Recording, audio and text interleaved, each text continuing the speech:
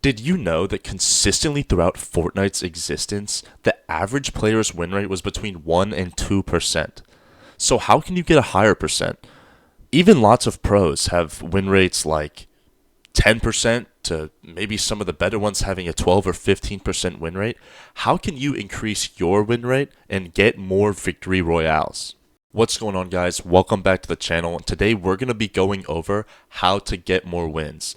These are going to be big strategies and small tips on how you guys can play better Fortnite. Whether you're building under pressure or trying to outsmart your opponents, these are the tips that you've been looking for to help you improve your game immediately. In Fortnite, small adjustments can be the difference between a victory royale or an early exit to the game. Today, I'm going to be sharing proven strategies. From building techniques to positioning, these are all going to be proven tips that even professional players rely on currently. Given Fortnite's insane popularity in its 8 years of existence, there are tons of footage available, all the way from professional players playing in tournaments to content creators playing pubs. There are tons of YouTubers who make it their professional career to review this footage and talk about all of the things that these players are doing right.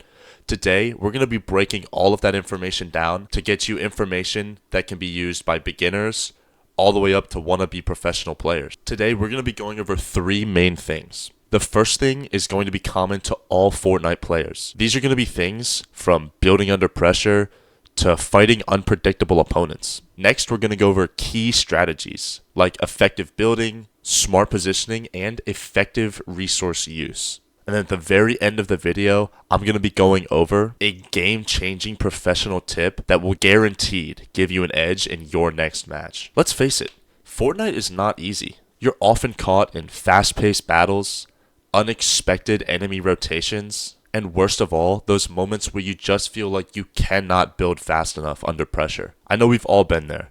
We've all been in a duel fighting against a player that just seems impossibly good. We can't build fast enough. We can't even keep up with what they're doing. Building under pressure is one of the toughest skills to master and is very unique to Fortnite. Quick building requires precision, quick decision making, muscle memory, and a deep understanding of your keybinds and the way that builds interact with one another. This one is super simple and you don't even need another person to do it.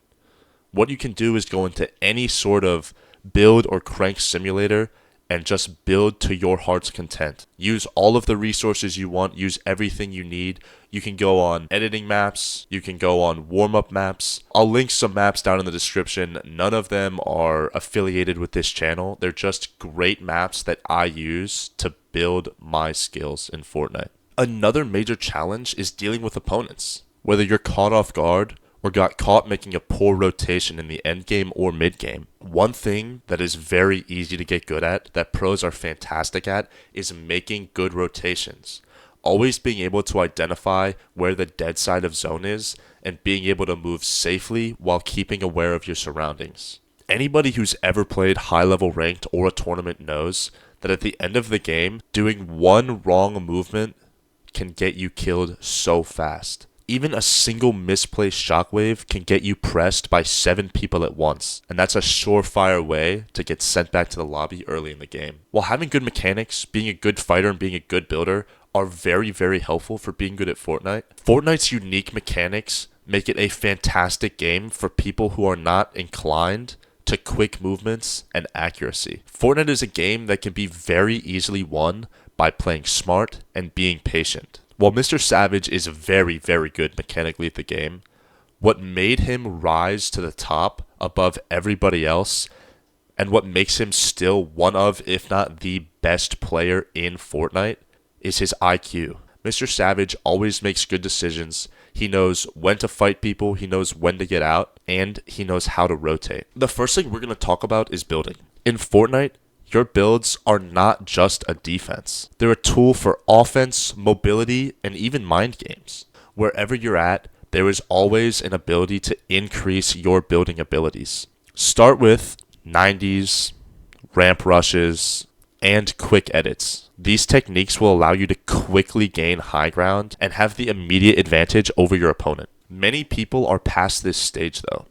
So what you need to be working on next is all different types of builds. You need to be able to protect yourself from the right and from the left. You need to be able to tunnel to protect yourself from every single direction. And once you get really good at building and protecting yourself, you need to work on resource management. The game used to be capped at 3,000 total mats, which is more builds than most people will ever need in the end game. But now that we're capped at 1,500 total materials, it is very, very difficult to manage your materials well without getting endgame kills. Remember that practice is everything. Most professionals don't get good at the game while playing pubs. Most of them don't get good while playing tournaments. They're playing creative, they're playing scrims, and they're doing this for 8 to 12 hours a day. I'm not saying that you need to be Peterbot and sit at your computer for 16 hours a day. But if you want to get better at the game, you need to focus on yourself. You need to get into practice maps, you need to work on yourself, and you need to stay consistent. Pros all over the place don't take vacations before big tournaments. When you leave, even for a couple days and then come back, your skill goes down dramatically. You need to consistently work at it. Even if you don't have a lot of time, just 30 minutes after school or work every day will make you so much better. One thing that's also overlooked is changing your keybinds. Many people get super used to their keybinds and they get scared to change them. They're worried that it'll mess them up. But the truth is that everyone has different setups, different keyboards, different hands. Maybe you're left hand dominant over right hand dominant, and that makes it difficult to use your keyboard. Don't be afraid to change your keybinds until you find something that feels natural. This can take as long as you want it to. You can change them for a week, you can change them for a day, or you can even change them every single match just to get used to it. Finding natural keybinds will enable you to play so much more consistently and naturally. And consistency in builds and mechanics is the most telltale sign that you are a good Fortnite player. Next up is positioning. Knowing where to be and when to be there can help you avoid early confrontations and enable you to set up your own ambushes. You should always be looking at the storm in the map and at the map's layout. Position yourself so that you have multiple escape routes and always go for natural height. Avoid bottleneck areas and plan your rotations in advance. Don't put yourself in a position where you can be held out of storm by another player. As I said, high ground is one of the most important things in the game. Always look for natural mountains and places that you can get high ground using low amounts of hard materials that will make it difficult for enemy players to counter you. 3 fantastic tips for positioning in Fortnite are: number 1, drop on the edge of high traffic zones so that you don't have to deal with early combat situations. Landing tilted or even Crime City in today's climate is very, very dangerous. No matter your skill, if the other player has better ping or a slightly better drop, you could be killed at number 99, and nobody likes that feeling.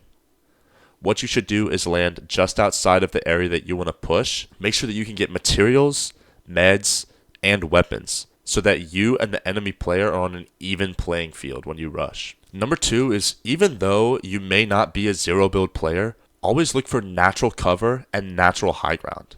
These are going to help you save mats, give you better visibility, and give you better positioning in fights against enemies. Being above your enemy, even naturally without builds, will enable you to be more stealthy and will allow you to get angles that your opponents will not expect at all. And the last tip for positioning is to use natural features like hills, waterfalls, and valleys to guide enemies into your ambushes. Getting the jump on an opponent is absolutely huge in Fortnite, especially when you're playing something like Ranked where everybody has a very similar ability. If you can hide behind a rock in a valley and have your enemy unexpectedly walk through, if you can get even 50 damage off on them, you're 25% of the way to killing that opponent. This gives you a huge upper hand in your fight. Another crucial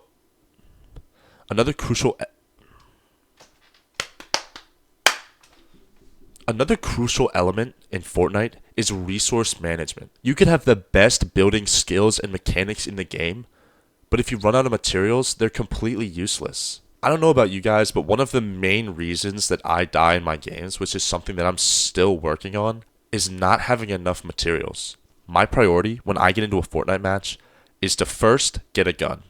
Any gun will do. Then is to get at least minis and hopefully a big pot, and then is to get materials.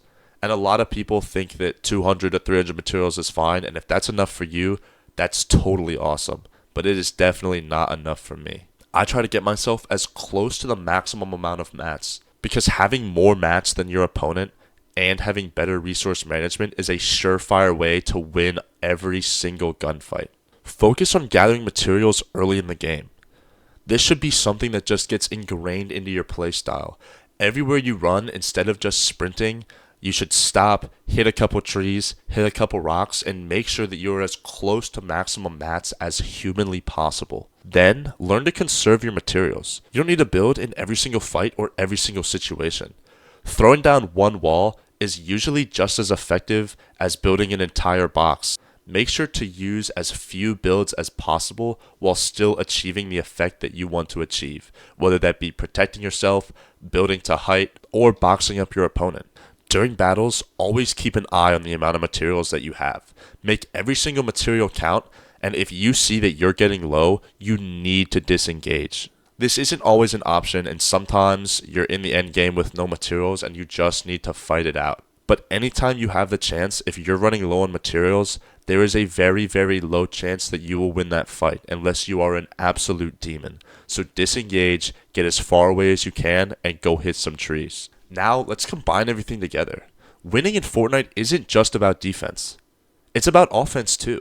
It's about knowing when to engage and when to retreat. Be unpredictable.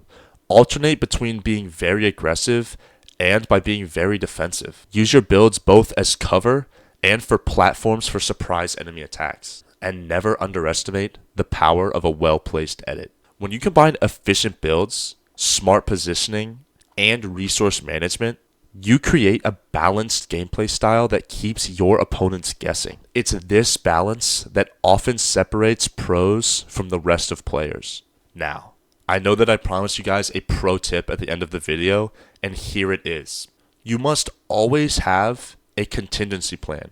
You must always have a plan B in every single fight that you get into.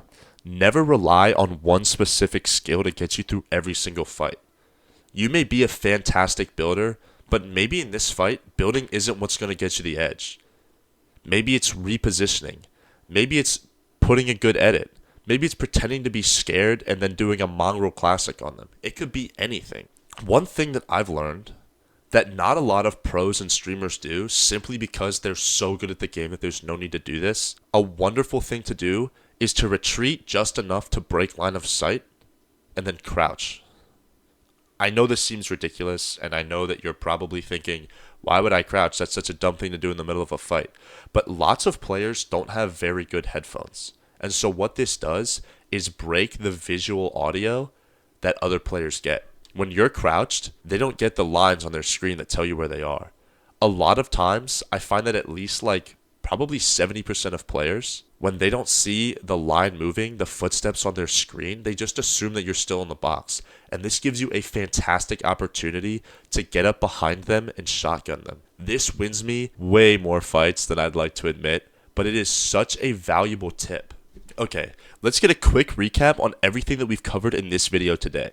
First is building techniques. Go into creative, go in there regularly, even for 20 to 30 minutes at a time, and just practice your builds. Make sure they're smooth. You don't have to be doing quad edits, but make sure that you can do simple 90s, simple ramp rushes, and make sure that you can edit smoothly and consistently. Next, make sure to have smart positioning.